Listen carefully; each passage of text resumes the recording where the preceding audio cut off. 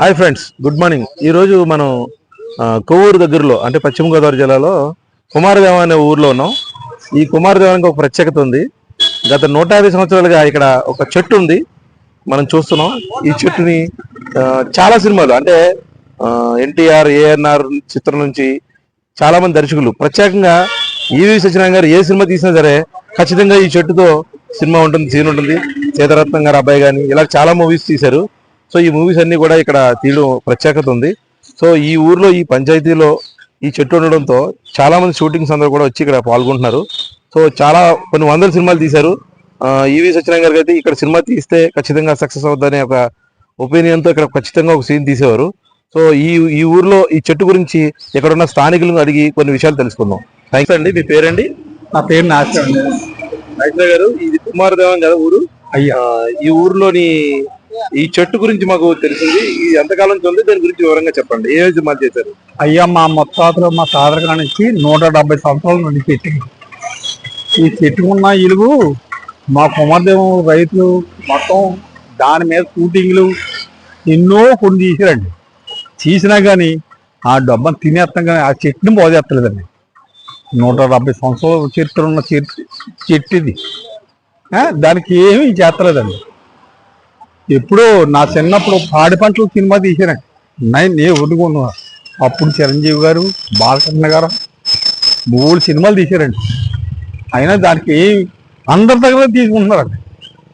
ఏం లేదు, ఆ చెట్టుకి ఏం చేస్తలేదండి. మరి నాయకులు ఏంటో. మరి గురించి మేము మనం మాట్లాడుకుంటే ఈ చెట్టుకి ఇంత ఫండ్ వస్తుంది, ఇది అంతా ఎవరికి వెళ్తుంది? అది ప్రెసిడెంట్లు వాళ్ళు తీసుకుంటారండి. మా ఊళ్ళో మాకేం తెలుస్తుందండి, ఏమిస్తున్నారు మాకేం తెలుస్తుందండి. అదంతా 170 సంవత్సరాలు చరిత్ర ఉన్న చెట్టు అండి ఇది. మా తల్లి ఆ తల్లికి ఈ చెట్టు మీద సినిమాలకు సంబంధించిన అమౌంట్ తీసుకున్నారు కానీ ఎవరు దీనికి ప్రత్యేకంగా ఖర్చు పెట్టింది అయితే అస్సలు రూపలేదండి. అంత ఆ దేవుడు ఇచ్చిన ఆలోచన దానికి అలా బతికేస్తుందండి. మీ ఊర్లో వాళ్ళందరూ ఏమనుకుంటారు దీని గురించి? ప్రతి వాళ్ళు ఏమనుకుంటారండి, నాకులాగా తినేస్తున్నారు, తీసుకున్నారు.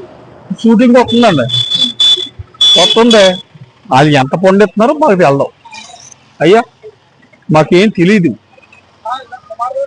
తినేస్తమే దగ్గర దానికి 10 లక్షల రూపాయల దాకా వచ్చి ఉంటాయండి దానికి, ఆ చెట్టుకి. దాని చెట్టు పేరు చెప్పి కాయలు అమ్మేస్తున్నారు. అదండి మా ఊరు పద్ధతి. ఓకే ఫ్రెండ్స్, ఇది చూస్తున్నారు కదా, ఈ చెట్టు ఈ ఊర్లో గత 170 సంవత్సరాల నుంచి కూడా ఈ చెట్టు ఉండడం జరుగుతుంది.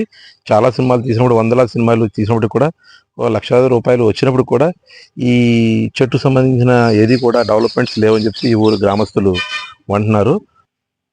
అలాగే ఈ చెట్టు దగ్గర ప్రధానంగా ఒక రేవు చూస్తున్నాం, గోదావరి రేవు. ఇది పుష్కరాల టైంలో చాలా బాగా ఫేమస్గా చాలా మంది వచ్చారు.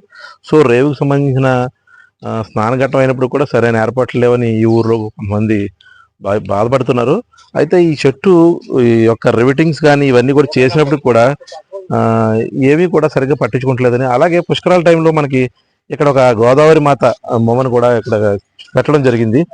ఇది ఆంధ్రప్రదేశ్ ప్రభుత్వం స్టార్ట్ చేసింది. ఇక్కడ గోదావరి మాత ఫోటో ఉండేదట, విగ్రహం ఉండేదట. సో అది కూడా లేదు. అట్లాగే ఈ ఘాట్లోని కొంచెం ఇబ్బందికరమైన విషయం ఏంటంటే ఇక్కడ టాయిలెట్ కూడా ఒకటి పెట్టడం జరిగింది. కానీ ఆ టాయిలెట్ ఏమైందంటే సరిగా మెయింటెనెన్స్ లేకపోవడం వల్ల, లేదంటే ఈ ఊర్లో పంచాయతీ వాళ్ళు కానీ పెద్దలు గారు పట్టించుకోవడం వల్ల ఆ టాయిలెట్కి పరిస్థితి ఇలా ఉంది. సో ఇలాంటి ఏరియాలో ఎంత మంచి చెట్టు ఉండి ఫేమస్గా ఉన్నట్టు చెట్టుని గవర్నమెంట్ కానీ లేదంటే ఈ పంచాయతీ సంబంధించిన ఈ ఊరు వాళ్ళు కానీ ఏ విధంగా పట్టించుకోకుండా ఈ చెట్టుని ఇలాగా వదిలేశారు. సినిమా వాళ్ళు వచ్చి 1,00,000 రూపాయలు ఇస్తున్నప్పుడు కూడా వాళ్ళు ఎవరు కూడా దీని మీద పట్టించుకోవడంతో చెట్టు యొక్క మనుగడ కూడా కొంచెం ఇబ్బందికరంగా పరిస్థితి ఉంది. సో ఇలాంటి చెట్లని మనం కాపాడుకోవాలని చెప్పేసి ఈ ఊరు ప్రజలందరూ కూడా కోరుకుంటున్నారు. అంత శుభ్రంగా ఏం లేదు, అంటే ఇక్కడ స్నానాలు చేసేవాళ్ళు వచ్చేటోళ్ళు కూడా చాలా ఇబ్బంది పడే రకంగా ఉంది. ఈ ఊర్లో వాళ్ళందరూ కూడా ఏదైనా ఇబ్బందికరమైన పరిస్థితి ఉందంటే ఇక్కడ మెట్లు కానీ ఇలా కట్టించుకొని ఘాట్ డెవలప్ చేసుకుంటే బాగుంటుందని చెప్పేసి అంటున్నారు. సో ఏది ఏమైనప్పటికీ కూడా ఇలాంటి చెట్టుని చాలా సినిమాల్లో ఉపయోగించారు. అలాగే చాలామంది దర్శకులు, చాలామంది హీరోలు ఇక్కడ రావడం జరిగింది. సో ఇలాంటి పురాతనమైన చెట్టుని కాపాడుకోవాల్సిన బాధ్యత ప్రభుత్వానికి మరియు ఈ ఊరు పంచాయతీది. సో ఇలాంటి చెట్టుని మనం కాపాడుకోవడానికి తక్షణమే మంచి చర్యలు తీసుకోవాలని చెప్పేసి ఈ ఊరు ప్రజానికం కోరుకున్నారు. Thank you very much.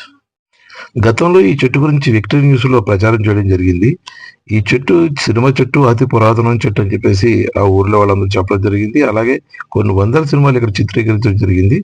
అలాంటి ఈ చెట్టుని కాపాడుకోవాల్సిన బాధ్యత అందరిదని చెప్పేసి విక్టరీ న్యూస్ లో ప్రచారం చేయడం జరిగింది. కానీ అధికారులు కానీ, పంచాయతీ పెద్దలు కానీ ఆ ఊరిలో ఏవైనా చర్యలు తీపట్లేదు. కానీ వరదలు వస్తే ఖచ్చితంగా ఇబ్బంది పడుతుందని చెప్పేసి మనం కూడా ప్రచారంలో చెప్పడం జరిగింది.